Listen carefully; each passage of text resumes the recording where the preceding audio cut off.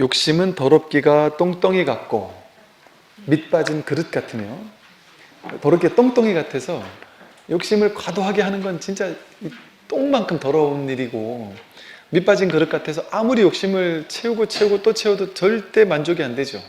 계속 더 많은 걸 원한단 말이에요. 무섭기가 독사와 같고, 욕심이 잔뜩 욕심이 있는 사람들 눈동자만 보면 그 눈동자에 막 그냥 욕심이 그냥 잔뜩 독사처럼 이렇게 있죠. 원숭이 같아 위험하다. 원숭이는 뭐냐면 막 잠시도 가만히 있지 않는 거예요. 막 이리저리 날뛰면서 끊임없이 막 깨깨깨거리고 막 여기저기 날뛰면서 마음이 가만히 있지 못하는 거예요. 그 욕심 충족하기 위해서 잠시도 쉬지 못하고 늘 긴장하고, 햇볕에 녹는 눈처럼 허망하게 그지없다. 햇볕이 참 내려치면 눈이 그냥 확 금방 녹아내리듯이 이 과도한 욕심과 욕망은 이렇게 허망하단 말이죠.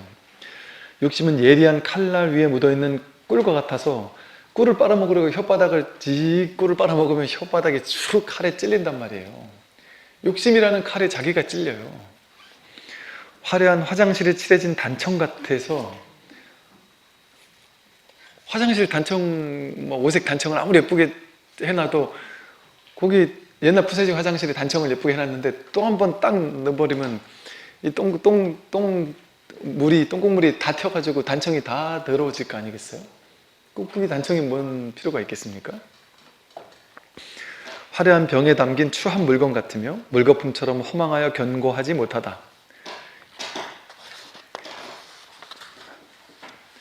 그 다음에도 보면 마음이 탐욕을 벗어나지 못하기 때문에 중생들이 무거운 짐을 지게 된다. 탐욕으로부터 벗어나지 못하는 한 무거운 짐을 벗을 수는 없다. 짐을 지는 것은 세상 사람들의 병이요 짐을 벗어버리는 것은 최상의 즐거움이니 무거운 짐을 버릴지언정 새 짐을 만들지 말라 이랬어요. 이번 챕터에서 보면 이렇게 욕심과 욕망, 집착에 대한 이야기가 끊임없이 나오고 있는데 이것을 이제 앞에 말씀드렸듯이 오해하면 안 된단 말이에요. 욕심을 아예 돈 벌려고 하는 에너지조차 없는 상태, 무기력한 상태, 그냥 아무것도 안 하고 집에서 놀고 먹는 상태, 이런 게으른 상태와 혼동해서는 안 되는 거예요. 불교에서는 부처님께서는 끊임없이 이 초기불교 경전에 보면 석가모니 부처님께서 정말 많이 하시는 말씀이 방일하지 마라. 방일하지 마라. 게으르지 말라는 거예요. 끊임없이 정진해라 이런 얘기가 계속해서 나온단 말이에요. 근데 방일하지 말라가 수행자에게도 하지만 제가자들에게도 한단 말이에요.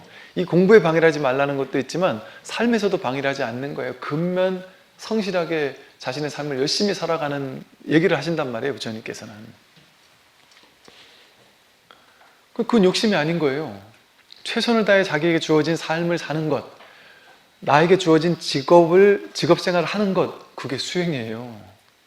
부처님께서 말씀하신 수행은 염불하고 독경하고 좌선하는 게 아니고 팔정도가 수행이잖아요.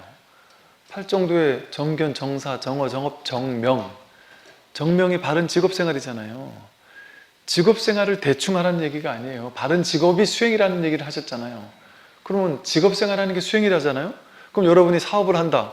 사업 잘하는 게 팔정도라는 얘기 아니에요. 그게 중도라는 얘기 아니에요. 부처님께서 말씀하신 수행 잘하는 방법은 직업생활 열심히 하는 게 수행 잘하는 거란 얘기잖아요. 이거는 우리는 그런 얘기 잘 안 들어봤지만, 절에 와서 기도하고 염불하고 독경하고, 그것도 집에서 하면 안 돼. 회사에서 하면 안 되고 절에 와서 스님 목탁칠 때 같이 막 열심히 목탁치고 고성염불하고 보시하고 이것이 기도고 수행이다, 이렇게 수행은 이거다라고 들어오긴 했지만, 직장생활 열심히 하는 게 팔정도고 중도 수행이다, 그건 제가 하는 말입니까? 석가모니 부처님께서 하신 말씀이잖아요. 석가모니 부처님은 이게 절에만 있는 수행을 얘기하지 않았고요, 절에서 염불하고 독경하고 좌선만 수행이라고 얘기를 전혀 안 했단 말이에요. 바른 안목을 갖춘 다음에는 부처님 어떻게 바른 안목을 갖춰요? 부처님은 뭘 했어요? 제가자들이 바른 안목을 갖출 수 있도록 끊임없이 법을 설하셨어요. 평생 길 위를 다니면서 법을 설하셨어요. 그거밖에 안 했잖아요. 부처님 평생 길이를 다니면서 사람 만날 때마다 앉으세요 해서 염불하고 목탁도 드리고 독경하고 진언하고 다라니하고 같이 기도합시다 기도하고 백일 기도하고 이거 했습니까? 부처님은 평생 길이를 걸으면서 만나는 사람마다 법문했단 말이에요. 그렇게 해서 안목을 키워줬어요. 안목이 뭐냐면 바른 견해, 정견을 심어줬단 말이에요. 정견이 생기고 나면 사람들이 어떻게 바뀌느냐? 정사유, 바른 생각, 바른 사유를 하게 되어서 정어정업, 바른 말을 하게 되고 바른 행동을 하게 돼요. 바른 행동, 바른 삶을 살게 돼요. 이렇게 신구의 삼업이 청정해진단 말이에요. 바르게 된단 말이죠. 그러면 직업생활이 바르게 될 수밖에 없단 말이에요. 그게 수행이에요. 그게 수행. 그게 먼저 나오고 그 다음에 이제 정정, 정념, 정정진 이런 게 나오잖아요. 이게 먼저라니까요. 이게 자기 삶이 바로 공부라고 삶이 바로 중도 수행을 하는 수행처라니까요. 직장이 수행하는 곳인 거예요. 직장이. 그래서 정명, 내가 회사를 경영한다, 뭐 식당을 경영한다, 아니면 내가 어디 알바를 한다, 무엇을 하더라도 그거에 최선을 다하는 게 정명이에요. 내가 하는 직업생활을 최선을 다해서 하는 거예요. 내 일처럼. 왜? 이게 왜 내 일이냐 하면, 아니 사장님 일이고 나는 알바생인데요? 이 문제가 아니라 바른 안목을 갖추게 되면 이것만 나라는 생각이 없어요. 사장님이 나고 이 일이 나고 연기법이 나고 이 삶 전체가 통으로 이 우주법계 전체가 통으로 자기란 말이에요. 내가 이 일을 하는 게 요 일 하나라는 게 아니에요. 일 알바하는 게 내가 돈 벌자고 지금 요거 하는 게 아니고요. 나는 식당 알바를 하면서 그릇 하나 닦는 걸 통해서 이 세상, 이 우주법계 전체는 마치 거대한 공장에서 수만 개의 톱니바퀴가 전부 다 연결되어 있는 것처럼, 그러면 전원을 딱 넣어주면 톱니바퀴 하나가 움직이면서 전체 톱니바퀴가 같이 돌아가잖아요. 근데 그 수만 개 톱니바퀴 중에 하나만 빠져도 톱니바퀴가 멈추잖아요. 내가 그런 존재라니까요. 그러니까 이 톱니바퀴 하나인 것 같지만 사실은 전체인 거예요, 내가. 그래서 내가 이 아르바이트를 통해 그릇을 닦고 있는 이 행위가 이 온 우주 전체를 돌아가게 하고 있는 중인 거예요. 여러분, 아들, 딸 밥 하나 해주는 것이 내가 이러려고 태어났니? 니네들 맨날 이거 열심히 해주면은 이놈들은 고맙단 말도 안 하고 맛있단 말도 안 하고 그냥 한 모금 먹지도 않고서 그냥 다 먹었어요 하고 뛰쳐나가가지고 짜증스러운 이런 일 하려고 내가 이거 하루 이틀도 아니고 말이지, 내가 로베트 기계도 아니고 이 짓 하려고 내가 태어났나 하고 중생의 마음으로는, 중생심으로는 이게 난주하니까 내가 고작 요 일을 하고 있으니까 여기 어이없는 일 같단 말이에요. 그러면서 TV를 보면은 막 대통령, 뭐 정치인, 무슨 대기업 회장, 뭐 무슨 작가, 뭐 영향력을 가지고 있는 뭐 이런 사람들을 보면 대단해 보인단 말이에요. 그럼 내가 초라해 보이고 내가 볼품없어 보이면서 기가 죽고 이런단 말이에요. 그런데 이거 기가 죽은 티는 내기 싫어요. 그러니까 어쩌다가 한번 이제 남편 막 옆에 찔러가지고, 야 나도 여기 한번 가고 싶어. 어쩔 수 없이 이제 그 뭐라더라 요새요, 그 분조카 이러대. 분조카 아세요? 우리 절에 분조카가 있습니다. 분위기 좋은 카페를 분조카로 한다는 말이에요.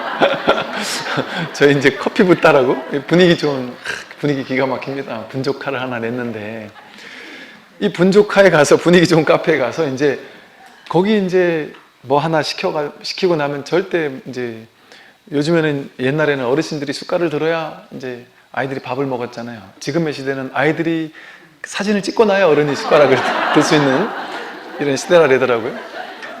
그래서 거기서 이제 사진 하나 찍는 거예요. 그러고 나서 이제 세상 SNS에 다 올리면서, 세상 행복한 표정으로 SNS에 다 올리면서 많은 사람들에게 봐라, 나 이런 사람이다, 나 이렇게 행복하다, 이걸 이제 티내고 싶단 말이에요. 그래서 나의 이 질투심을 감추고 싶단 말이에요. 나의 공허한 마음을 감추고 싶은 거예요. 그런데 나만 그러는 게 아니라 모두가 그러고 사는 거예요. 그런데 그 사람이 인생의 아주 아름다운 장면을 한 컷으로 담아낸 걸 보고는, 사람들은 다 저렇게 행복하게 사는데 내 인생만 왜 이렇게 찌질하지? 그걸 올린 사람들의 그 나와 동일한 찌질함은 안 보이잖아요, 거기에는.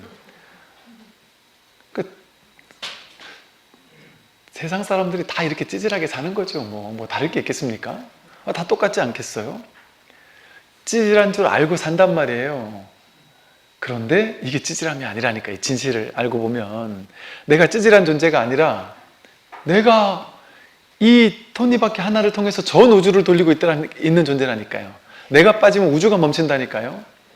내가 조물주고 창조주고 법신비로자나 법신불이라니까요. 법신 편만어 법계. 법신은 법계가 뭐예요? 어디예요? 삼천 대천세계. 이 전체가 법신인데 법신은 편만, 온 우주 법계 전체 편만의 딸이잖아요. 누가 법신이에요? 자기가 법신. 여러분, 지금까지 제 강의를 듣고 있는데 내가 의도해서 숨 쉬었습니까?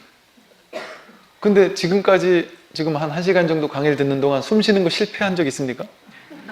그랬으면 죽었겠죠. 절대 한 번도 실패하지 않았는데 내가 의도적으로 숨 쉬지 않았잖아요. 여러분은 제 말을 들었을 뿐이잖아요. 그 숨 누가 하셨어요? 내가 한다면서요. 나라면서요. 내가 산다면서요. 그런데 내가 안 했잖아요. 숨 쉬는 거. 아침 밥 먹은 거 여러분이 소화시켰습니까? 지금 막 힘주고 있나요? 소화시키려고? 저절로 되고 있잖아요. 내가 하는 게 맞아요? 돈 버는 것 저절로 되는 거지 내가 하는 겁니까? 내가 하는 것 같으면 세상 사람 다 돈 벌죠. 근데 벌리는 사람이 있고 안 벌리는 사람이 있잖아요. 내가 하는 게 아니라는 거거든요. 인연이 하는 거란 소리예요. 이 세상 전체가 지금 자기가 합니까? 이 법이 하고 있잖아요. 법이. 여러분 지금 숨 쉬는 거 내가 하냔 말이에요. 법이 하고 있단 말이에요. 그거 보면 어떻게 생긴지 몰라요. 그런데 이렇게 작용하는 걸 통해 법이 있구나. 이걸 그냥 확인할 뿐이지 어떻게 생긴지 몰라요. 여기만 내 호흡 속에만 법이 있는 줄 알았더니 옆에 사람도 저 법을 가지고 숨 쉬고 있단 말이에요. 그럼 저기도 법이 있는 건데? 하늘에 구름이 떠간단 말이에요. 태양이, 구름이, 별이 뜨거진단 말이에요. 저기도 법이 있구나. 온 천지 법 아닌 게 없단 말이에요. 이게 진짜 자기거든요. 이 광대무변한 자기를, 그러니까 창조주 하나님이 자기라니까. 자기. 창조주 하나님이 자기예요. 조물주가 자기고. 이거를 알면 여기서 끝나는 공부인데 이거를 모르면 진시황 같은 사람 그 높은 자리에 올라가 있어도 그냥 자기 먹고서 오래오래 살기 위한 불로초를 찾기 위해서 오만 뻘짓을 다 한단 말이에요. 그런데 들리는 소문에 의하면 무슨 수은 같은 거? 그런 걸 먹고서 빨리 죽었다 이런 얘기 어디선가 들은 것 같은데 그 쓸데없는 짓을 한단 말이에요. 이 사실을 깨달으면 여기서 불로장생 한다니까요. 불로장생. 절대 죽지 않아요. 늙지 않아요. 불로초를 먹을 필요가 없어요. 본래 태어난 적이 없기 때문에 죽지 않는구나라는 사실에 딱 깨어난단 말이에요. 나는 죽을 수 없구나. 와, 이런 광대무변한 말 그대로 무량수 무량광불, 그게 나구나. 이 허공 법신불이 나구나. 이 사실을 확인한다는 거는 어떻게 내가 찌질한 존재일 수가 있어요. 내가 중생심을 가지고 요 몸에 나를 가둬놓고는, 이 몸에 나를 가두는 어리석음을 범해놓고 나니까 이 몸이 저 몸보다 나아져야 되고, 이 몸은 죽지 않아야 되고, 이 몸은 병들지 않아야 되고, 할 일이 얼마나 많아요. 얘를 키우기 위해서. 거기에 노예가 돼가지고 종속되어서 이 몸에 노예처럼 평생 몸에 끌려다니고 살잖아요. 그렇게 살기를 지금까지 살았단 말이에요. 이게 이제 좀 지긋지긋하지 않나요? 좀 짜증나잖아요. 이제 지긋지긋해요, 이제는. 몸만 어디 조금 아파도 이거 큰 병 있는 거 아니야? 어떤 분들은 전화만 한 통 받아도 뭔가 또 얘가 사고 친 거 아니야? 싶고. 경계에 휘둘리는 삶을 산단 말이에요. 울고 웃으면서. 이게 너무 짜증스러운 인생이란 말이에요. 우리 인생이. 경계 따라 휘둘리는 삶이, 경계는 내 뜻 따라 움직이는 게 자기 인연 따라 오고 가는데 거기에마다 일희일비하면서 살면 얼마나 괴롭겠어요. 그런데 왔다 가는 이 경계가 내가 아니고 이게 난주하니까 경계가 좋은 경계 올 때 행복했다, 나쁜 경계 오면 괴롭잖아요. 그러다가 문득 내 바깥에 경계가 좋을 때 나쁠 때에 따라 내가 왔다 갔다 하는 존재인 줄 알았는데 알고 봤더니 이 바탕 전체가 나고 내 위에서 경계가 오고 가는 거예요. 바다 위에서 파도 치듯이. 그러니까 경계랑은 상관이 없는 거예요. 바다가 파도에 상관하겠어요? 파도들 지네끼리는 이제 큰 파도 작은 파도가 야 닌 조그맣지 난 크다, 니는 모양이 안 이쁘네 난 모양이 이쁘다, 나는 부자인데 넌 가난하구나, 이러고 파도들끼리 니나 하며 싸우는 거지. 바다는 그런 생각이 있단 말이에요. 바다로 깨어나는 거예요. 바다로 깨어나는 거. 에고로 살다가. 그러니 바다 입장에서 파도가 뭔 짓을 한들 상관이 있습니까? 상관없어요. 파도가 뭐래도 상관없어요. 파도가 큰 파도 쳐도 상관없고 작은 파도 쳐도 상관없거든요.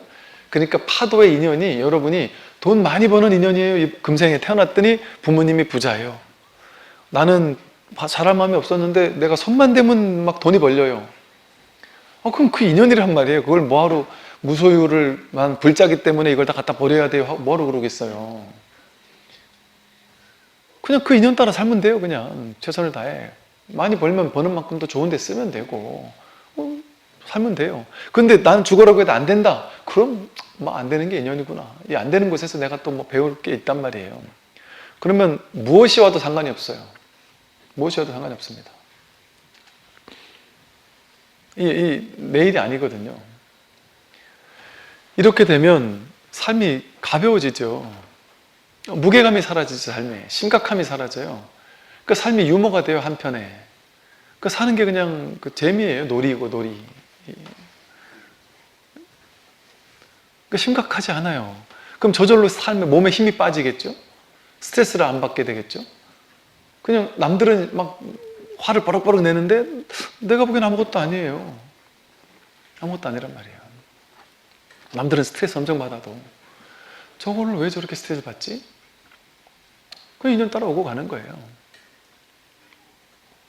이렇게 경전에서 욕망과 집착을 하지 마라, 그것은 아주 똥덩이와 같고 뭐 이렇게 저렇게 나쁘다라고 하는 것은 과도한 욕망을 얘기하는 거예요. 과도한 욕망. 주어진 인연도 하지 말라는 얘기가 아니에요. 주어진 인연을 최선을 다해 열심히 하는 걸 통해서 내가 요 톱니바퀴 하나를 굴리는 걸 통해서 우주 전체를 살아 움직이게 하고 있단 말이에요. 기여하고 있단 말이에요. 그게 무주상 보시거든요.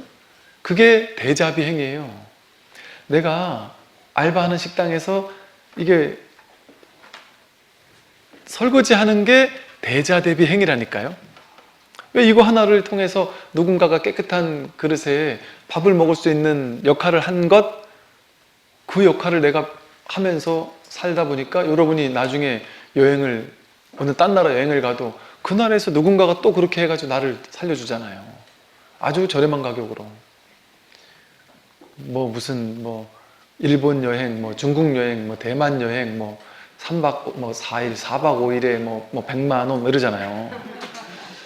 그럼 여러분이 비행기 만들어 가지고 거기까지 가서 그 식당 만들어 가지고 뭐 고기 잡아 가지고 그걸 음식 해 먹고 오려고 생각해 보세요. 돈으로 따지면 그게 100만 원 가지고 되겠어요? 수조 원 있어도 불가능한 일이죠. 근데 이 온 우주 전체가 도와주니까 그게 가능하잖아요. 제가 사람이 가기 힘들다고 하는 5,500고지 그 히말라야에 가서도 거기서 피자를 시키니까 동그란 피자 한 판이 나와요. 그 맛있는 피자 한 판이.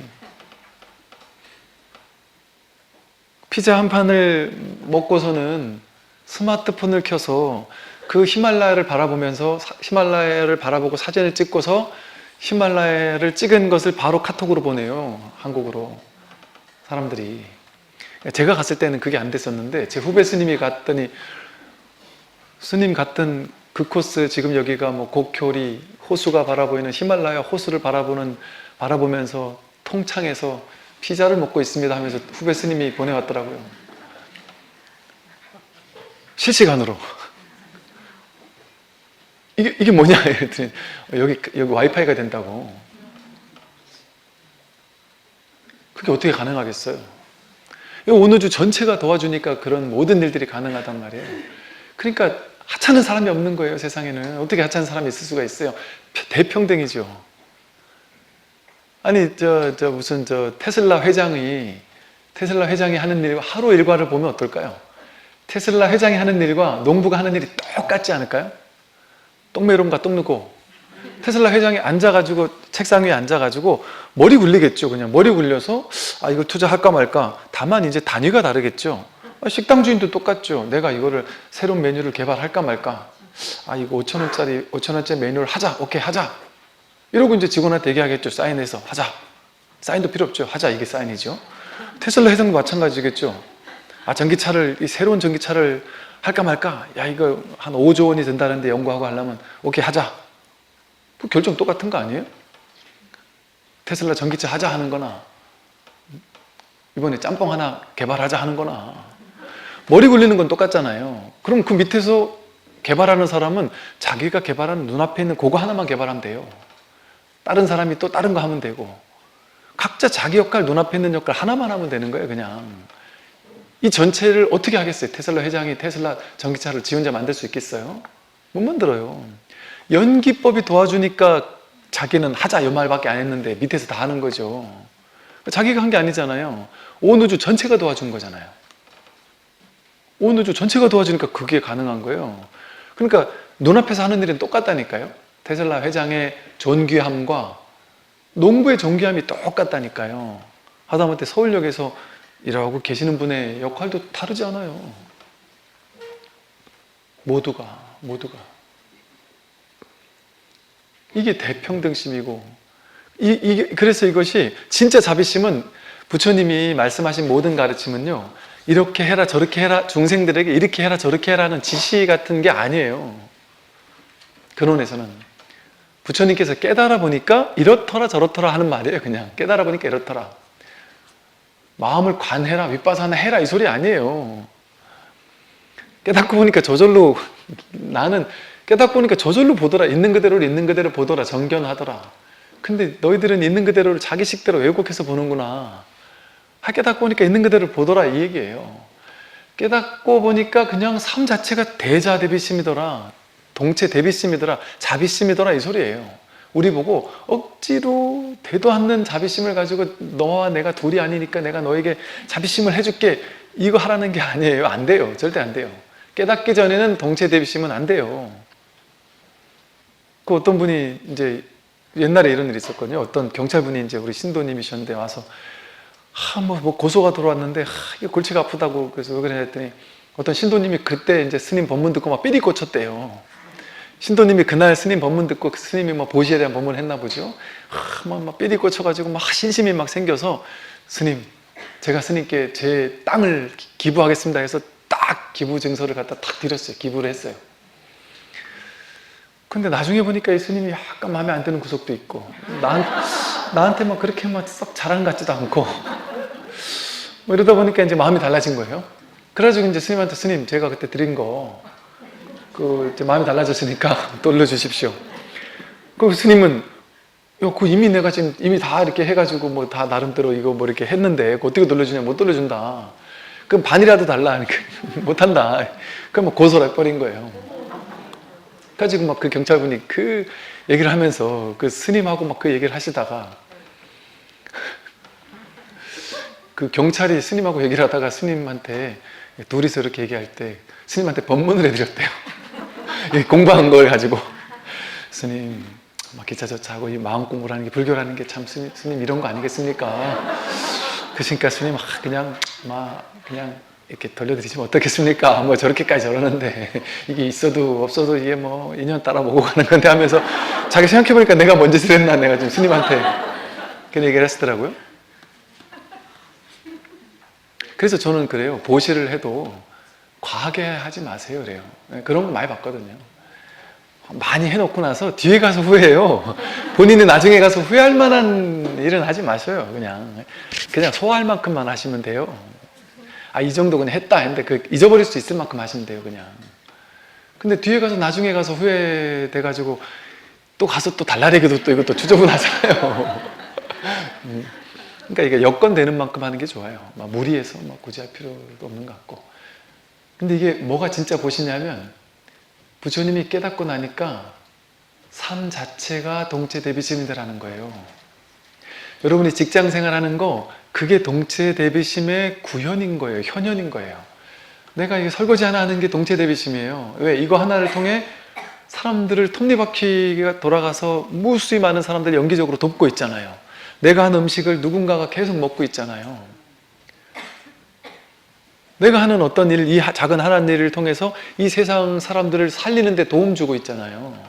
그게 어떻게 크고 작은 게 있겠어요? 사실 크고 작기로 말하면 뭐 테슬라 회장이 하는 역할이나 농부가 밥하는 역할이나 아니 밥 먹는 게 더 근원적인 거 아니에요? 차야 타고 가면 빨리 가는 거고 안 타고 가면 늦게 가는 거고 뭐 아니면 뭐 이런 거지. 밥은 안 먹으면 끝나는 거잖아요. 그러니까 농부가 훨씬 더 귀할 수도 있죠.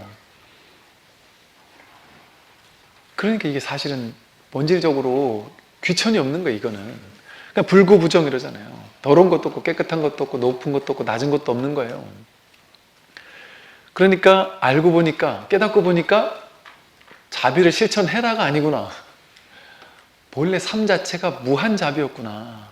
존재 자체가 자비를 구현하고 있는 중인 거예요. 누구나. 그런데 자기가 이 동체대비심 모두가 하나라는 마음으로 삶을 사는 걸 통해 정명, 자신의 삶을 사는 걸 통해 직장생활하는 걸 통해 무한한 동체대비심을 구현하고 있으면서 속으로 생각으로 분별심으로는 나는 저놈보다 못하고 저놈은 대단한데 나는 못났고 나도 나중에 돈 많이 벌면 보시할 수 있어. 너희들은 돈이 있으니까 보시하지. 그래 네 잘났다. 나도 돈 없으면 못하겠어? 이러면서 질투심도 느끼고 자기가 완벽한 자비심을 지금 현현에서 살고 있으면서 생각을 가지고 만들어낼 때 그런 오염이 생기잖아요.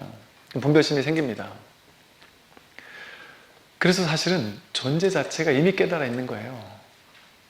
그래서 노자는 무위자연이라고 하고 불교에서도 무위법이라고 했단 말이에요. 무위, 애쓰지 않는다는 거예요. 애쓰고 노력하고 과도하게 유의 조작하지 않으면 본래 자연 그대로잖아요. 우리는 하늘, 구름, 풀 한 폭이, 나무 한 그루, 꽃 한 송이가 자연 그대로 피고 지잖아요. 자연 그대로 뭐 애쓰고 노력하는 게 있어요. 그냥 저절로잖아요. 저절로. 배고프면 쫓아다니면서 뭐 먹고 배부르면 자고. 그런데 사실은 우리 생각을 가지고 중계방송을 하니까 그렇지, 자기 인생을 중계방송하니까 그렇지, 그것만 빼면 우리도 자연 아닙니까? 여러분도 배고프면 먹잖아요. 돈 없으면 일하러 가잖아요. 자식이 밥 달라고 하면 주고 싶으면 주잖아요. 인연 따라 추우면 껴입는단 말이에요. 자연 따라 자연의 일환으로 우리도 한 명의 자연 아닙니까? 완전한 자연이에요. 무위자연으로 우리는 본래 살고 있어요. 본래. 근데 본래 이렇게 자연스럽게 살고 있어요. 인연이 자연이 가난하게 만들면 가난하게 살아요. 자연스럽게.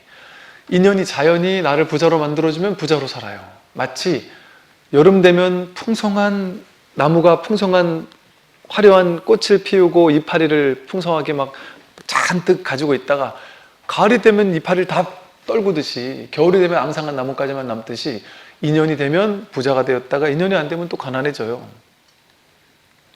우리도 자연이에요. 그냥 아무 문제가 없어요. 여기에는 지금 우리가 살고 있는 이 삶이 100% 아무 문제가 없어요. 완전한 삶이에요. 삶은 이대로 완전해요. 그런데 왜 완전하지 않은 생각이 들었느냐? 중생의 분별심 때문에. 이걸 자꾸 해석하니까, 남들과 비교해서 해석하니까 비교하면 지옥이에요. 바로 그 비교해놓고서는 저 사람 인생은 좋아 보이니까 나도 저렇게 되고 싶어 한단 말이에요. 그 생각이 자기를 지옥 가게 만들잖아요. 그 생각만 없으면 아무 문제 없는 인생이. 이거를 바이런 케이티는 뭐라고 표현했냐면요, 고양이가 야옹야옹 한단 말이에요. 그런데 나는 전마가 야옹야옹 하는 게 싫어. 그러면서 고양이를 데려다 놓고 평생 죽을 때까지 멍멍을 가르쳐요. 음매음매를 가르쳐요. 너 멍멍해. 멍멍해. 어제 분명히 내가 6시간을 가르쳤는데 오늘 또 야옹한단 말이에요, 얘가.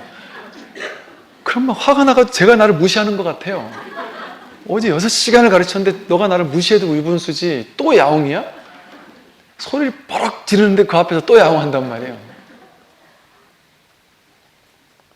이런 일을 우리가 하고 있는 거 아닌가요?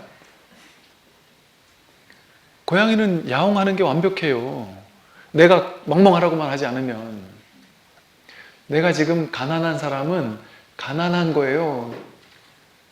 그게 야옹이에요. 부자인 사람이 아닌 거예요. 근데 가난한 사람한테 부자가 되라고 막 하고 나면 그 다음날 돼서도 부자가 안 되고 있으면 화가 난단 말이에요. 세상이 나를 무시하나 싶고. 근데 난 그냥 야옹하는 존재인 거예요. 난 그냥 돈이 없는 존재인 거예요. 돈이 없다는 것도 자기 생각이지만 대기업 회장에 비하면 우린 돈 없죠. 근데 아프리카에 다 죽어가는 애들에 비하면 우리는 진짜 떼부자 아니에요. 떼부자. 우리나라에서 제일 가난한 사람, 국가에서 주는 최저 무슨 뭐 받고 사는 사람도 떼부자죠. 아프리카에서 당장 먹을 밥이 없어서, 먹을 깨끗한 물이 없어서 오염된 물을 먹고 독초를 뜯어먹고 사는 애들에 비한다면 입에 먹을 것만 있어도 떼부자죠. 동사무소에 너무 힘들어 죽을 것 같다고 전화를 하면 라면이라도 갖다 준단 말이에요. 하다못해 코로나라도 걸리면 무슨 선물 산타 할아버지가 왔다 간단 말이에요. 그러니까 분별하지만 않으면 지금 나는 고양이는 고양이로 태어난 거예요. 그걸 인정해야 돼요. 나는 나로 태어난 거예요. 지금 자기는 자기로 태어난 거예요. 자기 인연 따라. 자기 부모님을 왜 원망해요? 자기 없다라 자기 부모님 만난 건데. 자기 팔자를 왜 원망합니까? 자기 남편과 아내가 그때 내가 다른 판단을 했으면 그건 다 허망한 망상이에요. 고양이가 야옹하고 태어난 것처럼 나는 이 남편 만난 거예요. 인연이에요, 인연. 인연 따라 만난 거예요. 물론 인연을 바꾸는 것도 또 인연이겠지만 그러니까 지금 아직 남편이 그렇게 예를 들어 그렇게 싫어서 바꾸고 싶지만 아직 안 바꾸고 있다. 그건 바꾸기 싫다는 소리예요. 아직 안 바꾸고 있다는 거는 결정을 못 내렸다는 건 어떤 이유가 됐든. 그러니까 우리 출가할까 말까 고민하는 사람은 그럼 출가할 때가 아닌 거예요. 그냥 스님한테 찾아와서 정말 출가하고 싶은데요. 하세요. 근데 그게 아니라 제가 이런 게 있어요. 그럼 하지 마세요. 그래도 출가하고 싶어요. 그럼 하라니까요. 고민하고 있다는 건 아직 아니라는 거예요. 그러니까 내가 남편이 아무리 싫어도 내가 고민하고 있다면 그건 아직 때가 아닌 거예요. 그냥 그럼 지금 열심히 살면 돼요. 그냥 내 마음 바꿔가지고. 근데 인연이 오면요, 내가 원한다고 하고 안 하고가 아니에요. 그냥 인연 저쪽에서 저절로 시켜버려요. 그냥 인연이 시켜버려요. 신기하지 않아요? 삶을 보면? 그냥 흘러가듯 살고 있는데 인연이 저절로 만들어요. 그냥. 그럼 그냥 인연 따라가는 거예요. 마음에서도 인연이 시키고. 저도 이 상주 대원정사를 이번에 이렇게 하면서 하나도 계획한 게 없어요. 정말 신기하게. 하나도 계획한 게 없는데 그냥 인연 따라 흘러가는 거를 그냥 내버려뒀을 뿐이에요. 그냥 이렇게 흘러갔을 뿐인데 전혀 상상하지 못했던 일들이 그 인연 따라 이렇게 벌어지더라고요. 그냥. 그리고 딱 그 인연 될 만큼만 인연 따라 그냥 이렇게 되더라고요. 이게 계획하거나 구상한 게 없어요. 전 상주라는 동네를 처음 알았다? 거의 잘 몰랐어요. 그 동네를. 그러니까 삶 전체가 그렇게 흘러가더란 말이죠. 근데 내가 이렇게 가야 돼, 저렇게 가야 돼, 그 고집만 없으면, 내 맡기기만 하면 삶은 완전하게 흘러가고 있습니다. 세상은 완전한 부처로서 부처가 그냥 저절로 이렇게 흘러가고 있어요. 다만 내가 그 중에 어떤 하나를, 그러니까 마치 우리는 이렇게 흘러가는 세상을 구경하는 존재예요. 허공에서 이 세상 전체가 허공 위에 올라왔죠. 바다 위에 파도가 온 것처럼 허공 위에 모든 세상이 만들어졌잖아요. 땅 위에 모든 게 오고 가잖아요. 오고 가는 건 내가 아니에요. 오고 가기 이전에 그 모든 것을 오고 갈 수 있도록 이렇게 허용해주고 있는 그 바탕이 자기예요. 그러니까 뭐가 오고 갔는데 뭔 상관이 있어요. 구경할 뿐이에요. 그냥 그걸 본다 그래요. 있는 그대로 본다. 윗바사나 한다. 알아차린다. 안다. 이렇게 말해요. 거울처럼 비춘다 이래요. 우리는 여기에 눈이 달린 게 아니라요. 허공 전체가 눈이라니까요. 온 허공성 전체가 눈이에요. 자기고. 이걸 그냥 이렇게 구경하면 돼요. 그러니까 세상은 살러 온 게 아니라 구경하러 온 거예요. 세상을 이렇게 구경하면 돼요. 그런데 이렇게 구경 잘하다 말고 이게 흘러가는, 그래서 불교 경전에서 이런 말을 써요. 강가에 이렇게 앉아가지고 무견히 아무 생각 없이 가만히 구경하는 사람처럼 살아라. 아니면 강에 이렇게 떠있는 통나무처럼 산다. 근데 그렇게 맘 편하게 그냥 흘러가면 된단 말이에요. 그냥 이렇게 흘러가다가 문득 중생심 하나가 올라오면 부처예요. 그냥 아무 고민이 없어요. 그냥 흘러갈 뿐이에요. 아무 문제가 없어요. 근데 갑자기 중생심 하나가 딱 생겨가지고 그냥 이렇게 구경하다가 말고 갑자기 특정 풍경을 보고 너무 좋아. 나 저거 갖고 싶어. 이런 망상이 일어나기 시작했어요. 그러면 갑자기 저걸 가지려니까 나는 이렇게 가고 있어요, 삶이. 근데 저쪽에 있는 걸 갖고 싶어져요. 물을 거슬러 가야 되겠다, 저걸 가지려면. 그래서 막 노를 젓기 시작해요. 막 힘들게 막 노를 젓기 시작해서 인생이 막 너무 힘들어요. 막 그냥 엄청 노력하기 시작해요. 여기서 말하는 게 짐을 짊어지기 시작한단 말이에요.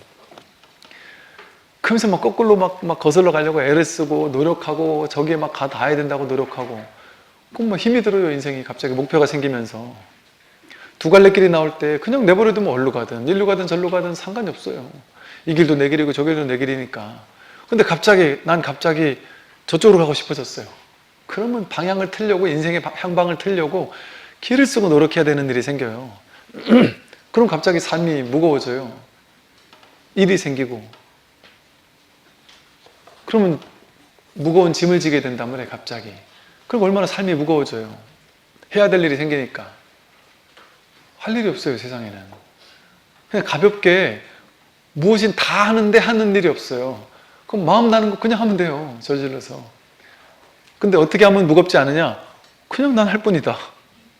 그럼 돼도 좋고 안 돼도 좋다. 나는 내가 하고 싶은 거는 이렇게 그냥 뭐 이렇게 뭐랄까 이걸 법칙처럼 쥐고 있으라는 얘기가 아니라 내 마음에서 뭔가 가슴이 뛰는 하고 싶은 일이 생겼어요. 그럼 이것도 인연 아니에요. 그거 그냥 하면 돼요. 그냥 열정을 가지고 재밌게 하면 돼요. 그게 다예요. 그냥 그 되든 안 되든 그거는 이제 진리에 달린 일이고 하늘에 달린 일이고 나는 그냥 한다. 왜? 하고 싶으니까. 끝. 나 하고 싶어서 했다. 그럼 끝났잖아요. 난 하고 싶은데 했다. 그 끝인 거예요. 그냥 거기서. 그런데 이제 인연이 갑자기 받쳐주게 되면 부수작용으로, 부수적인 효과로 갑자기 그걸 했더니 돈도 되더라. 그걸 했더니 갑자기 성공도 따라오더라. 막 그건 그냥 운이 좋은 거예요. 그냥 뭐 그런갑다 하고 냅두면 돼요. 그냥 인연 따라왔으니까. 온 걸 뭐 거부할 필요는 없으니까. 그렇게 그냥 마음 나는 대로 살면 된단 말이죠. 근데 괜히 막 이걸 더 짊어지려고 하고 저거는 밀치려고 하고 이것만 하지 않으면 돼요. 그러니까 여기서 말하는 욕망, 짐을 지고 집착하고 하는 게, 이게 집착엔 두 가지가 있어요. 끌어당기려는 집착과 싫은 것을, 좋은 걸 끌어당기려는 집착이, 이거 집착이잖아요. 애쓰는 거잖아요. 근데 반대로 싫어하는 걸 밀쳐내려고 막 애쓰는 집착이 있어요. 그것도 착심이잖아요. 이것만 안 하면 행복해요. 끌어당기려는 집착, 밀치려는 집착. 그럼 어떻게 하면 될까요? 그냥 여기 멈추면 돼요. 여기에 멈춰서면 돼요. 멈춰서면 어떻게 될까요? 그냥 흘러가는 거예요. 삶이 흘러가도록 내버려 두는 거예요. 허용하는 거예요.